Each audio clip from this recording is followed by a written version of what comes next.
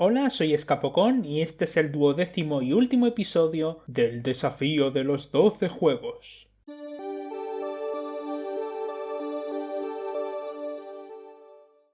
Miami's Daily Traffic.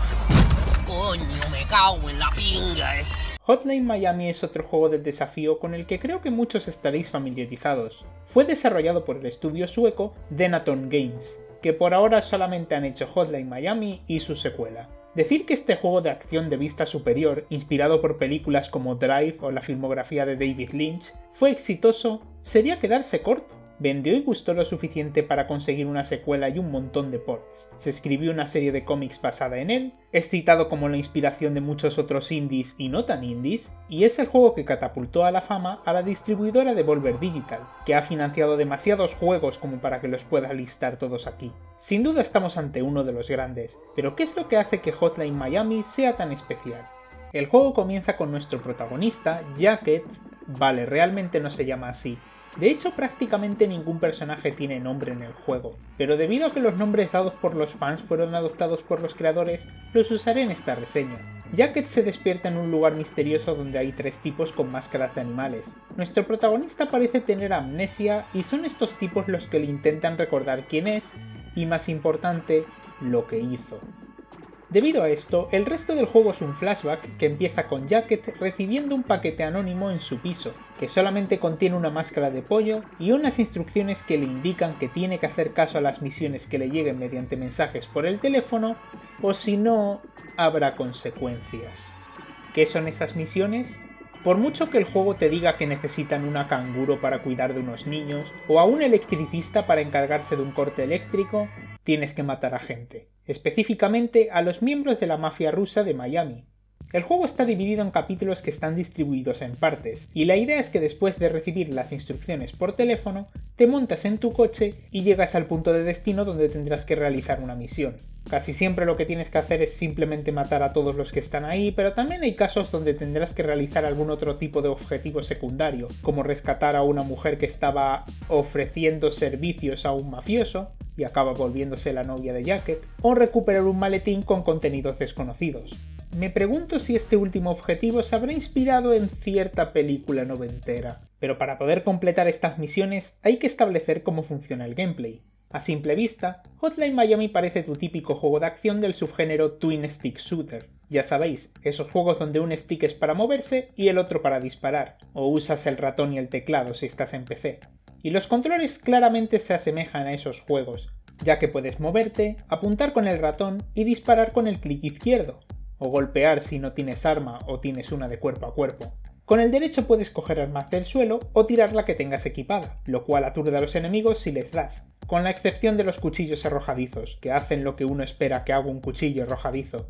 Cuando un enemigo está aturdido, que se puede conseguir también pegándole sin armas o golpeándoles en la cara con una puerta, puedes pulsar espacio para rematarlos de formas bastante violentas. Que no se engañen los gráficos pixelizados que recuerdan un juego Flash de los años 2000.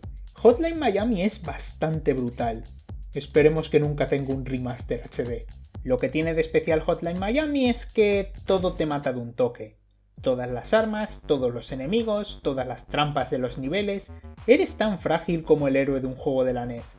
Pero la gracia es que los enemigos también. Y lo que sucede es que no es un juego que premie ir a lo loco disparando a todas partes, recibiendo todos los disparos para luego curarte y seguir igual. Es un juego que premia más el uso del sigilo y los movimientos inteligentes. Los enemigos tienen patrones de movimientos muy predecibles si no te ven, dándote la oportunidad perfecta para atacar desde las sombras. Y a esto le tenemos que añadir elementos específicos de los niveles como las ventanas, que no se pueden cruzar pero las balas sí, y los enemigos pueden verte a través de ellas. La primera vez que me pasó eso fue como un jumpscare.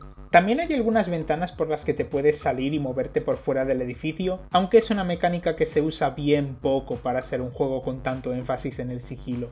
Otro elemento clave es que las armas de fuego, si bien tienen mucho alcance y son muy destructivas, tienen poca munición y los disparos hacen ruido, por lo que los enemigos se acercarán a ver qué pasa e inevitablemente te dispararán, a menos que lleves la pistola con silenciador.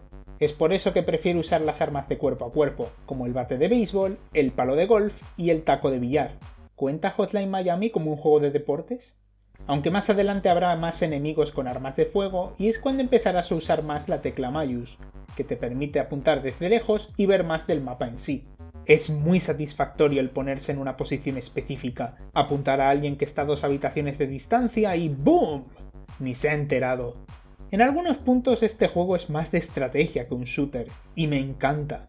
Y hasta eso que he comentado del ruido es útil en ciertas ocasiones, porque puedes atraer a un montón de enemigos y cargártelos todos a la vez, dejando partes del mapa sin nadie que las vigile. Claro que si eres un absoluto pro puedes jugar a este juego como un twin stick shooter normal, y esas personas me dan miedo porque este juego es bastante difícil.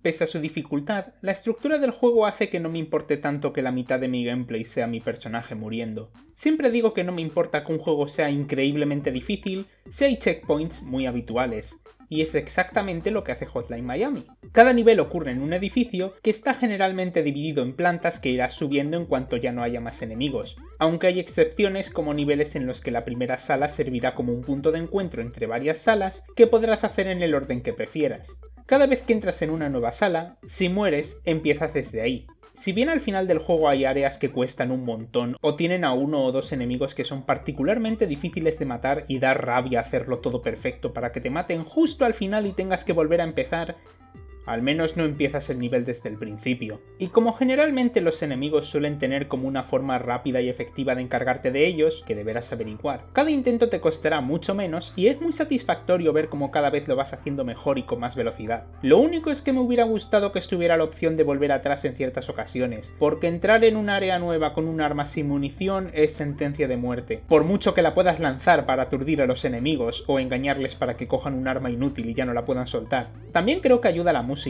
muy energética y electrónica, principalmente compuesta del género synthwave, cuya estética también se aplica a los coloridos y psicodélicos fondos. La mayoría de temas son música compuesta por artistas y bandas no muy conocidos. Si bien me gusta que den a conocer a estos músicos de nicho, también significa que no puedo poner mucha música aquí debido al copyright. Una vez vences a todos los enemigos de un área, volverás a tu coche y te darán una puntuación y un rango. Y con todos, me refiero a todos. Habrá puntos donde parezca que puedas dejar vivos a ciertos enemigos y marcarte un Undertale, pero el juego no te dejará irte a menos que te los cargues también. La violencia nunca es la respuesta. Es la pregunta. La respuesta es sí. Ah, y no siempre será tan fácil volver al coche. Ya en el primer nivel habrá un vagabundo que intentará matarte justo al final. Volviendo a las pantallas finales, el rango solo sirve para conseguir un logro si perfeccionas todos los niveles, pero con la puntuación puedes ir desbloqueando armas nuevas que recibirás aleatoriamente. Ah, sí, también hay intermisiones donde puedes ver a Jacket haciendo una parada en algún sitio antes de volver a su piso, como un bar, una pizzería o un videoclub, que en paz descansen. Lo gracioso es que el dueño es siempre el mismo tío, que es tu amigo y te deja llevarte lo que sea gratis. Quiero ver un death battle entre él y Larry del asombroso mundo de Gumball. Además de eso puedes conseguir máscaras que te darán habilidades nuevas, y que sí tienen nombres por algún motivo. Empiezas con Richard, la máscara de pollo cuyo único poder es salir en todos los crossovers, pero las demás te darán habilidades especiales. Mis favoritas son sin duda Tony el tigre, que hace que dar puñetazos sea letal, y Don Juan el caballo, que hace que golpear a los enemigos con las puertas sea letal. Este último tiene que ser también el favorito de los desarrolladores, porque hay puntos en el juego que parecen hechos a posta para Don Juan, como aquí.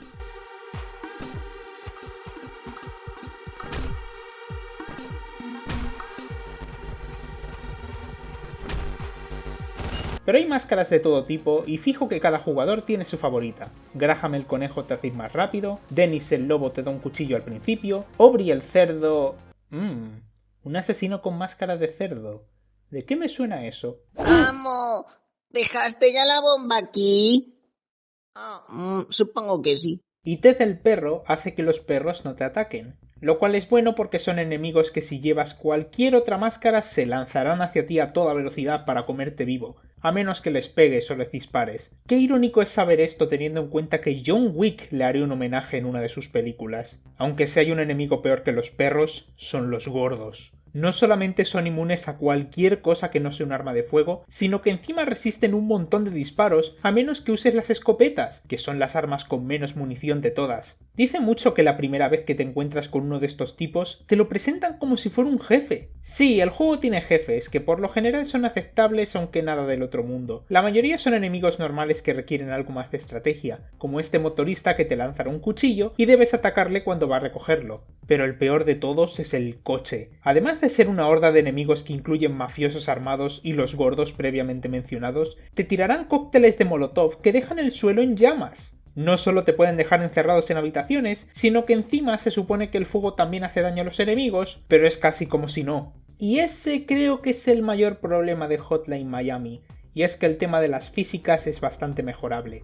Si bien el juego es generalmente justo y no está plagado de bugs, en ocasiones pasarán cosas raras que pueden resultar en que pierdas sin que sea tu culpa. Las puertas a veces no se abren adecuadamente, hay casos donde matarás a 2 enemigos, pero en realidad solo has matado a uno porque el otro se ha aturdido por culpa del cadáver. Los enemigos se pueden quedar atascados en un sitio sin poder moverse. ¡Y mirad lo que hace ese perro!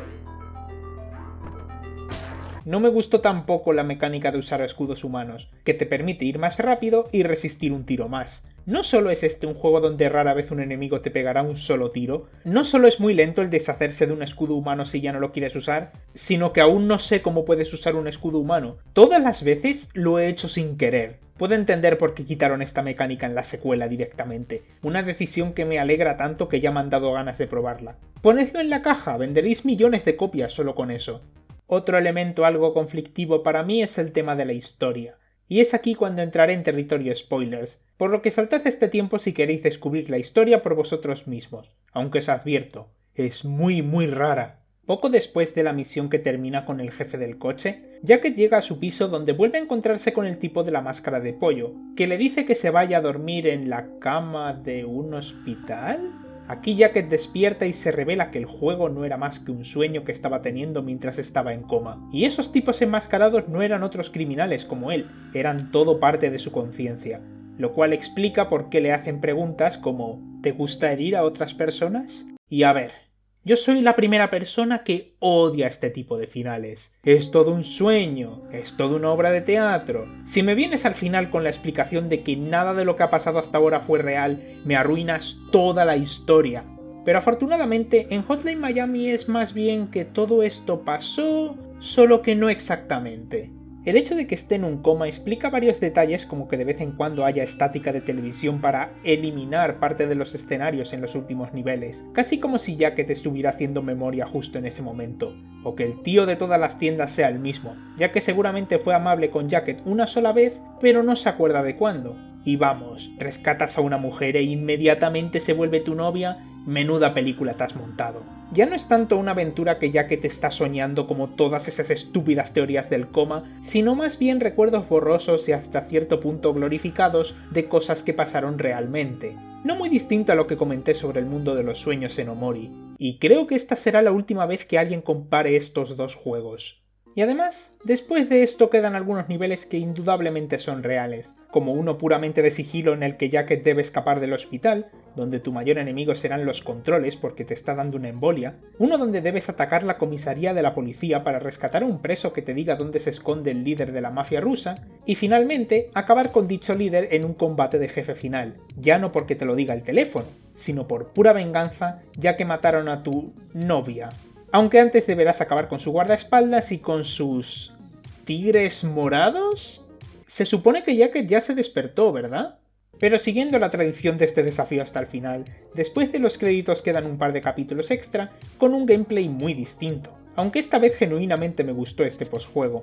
En vez de usar a Jacket, usamos al motorista que tenía un combate de jefe, el cual está en su propia misión para poder encontrar el origen de las misteriosas llamadas de teléfono que han provocado tantos asesinatos en tan poco tiempo. Ya la premisa me gusta mucho, y mola que no es un mero reskin de Jacket o de una de sus máscaras. Él no puede coger ningún arma, sino que siempre tiene un cuchillo que puede usar cuerpo a cuerpo y 3 que puede arrojar. Puedes recuperarlos si dan a una pared, pero desaparecen si te cargas a un enemigo con ellos, dando al juego un toque de gestión de recursos que me gusta bastante. También me encanta que hay una versión inversa de la batalla de jefe contra el motorista, solo que ahora tú eres el motorista y peleas contra Jacket, y es la batalla más fácil de todo el juego.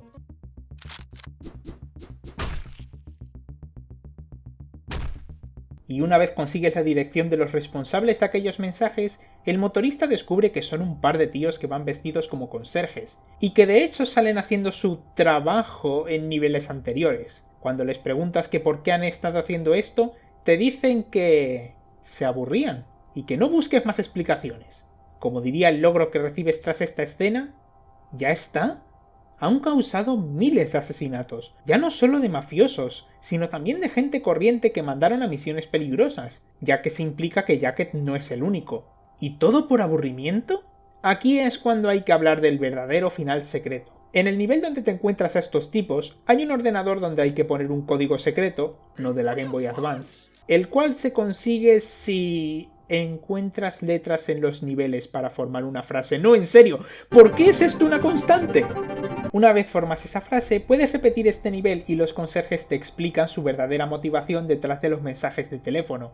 No voy a indagar mucho en los detalles de este final ya que requiere contexto histórico y quiero dejar un motivo para que probéis este juego, pero digamos que con este final, la lógica detrás de las acciones de estos tipos tiene... iba a decir tiene sentido, pero si digo eso posiblemente acabe en la cárcel con cadena perpetua. Jugad al juego y descubriréis a lo que me refiero. En conclusión, puedo ver perfectamente todo el hype detrás de Hotline Miami. Es un juego difícil pero muy justo, con niveles variados y muy divertidos, un incentivo para rejugarlo debido a todas las posibles estrategias, las máscaras y los requisitos para el final secreto, y la estética está muy chula. A veces pueden tener bugs que te arruinan partidas que parecían perfectas, y la historia es tan compleja y rara que no me extrañaría que muchos se salten todos los diálogos para llegar a lo bueno. Pero fuera de eso, puedo afirmar que todo el legado de este juego se lo tiene bien ganado. Jeje, ganado, porque son animales de granja.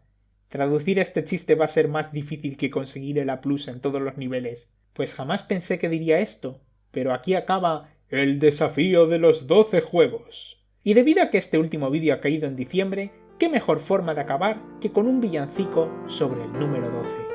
No os preocupéis, no será la versión completa. Mis fans en Twitter me van a regalar 12 máscaras de goma, 11 cestas de picnic, 10 fotos chungas, 9 bolas con poder yuyu, 8 locos rocos, 7 hadas hambrientas, 6 piedras que molestan, 5 conejitas, 4 o 3 clavos, 3 bloques rosas, 2 garras oscuras y un doctor que está muy loco. Soy Escapocón y feliz Navidad a todos.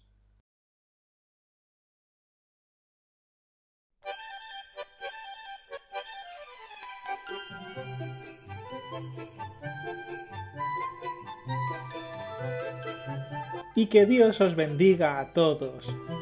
Amo, colocaste ya la bomba aquí, y por bomba me refiero a tus zapatillas sucias. ¡Qué peste!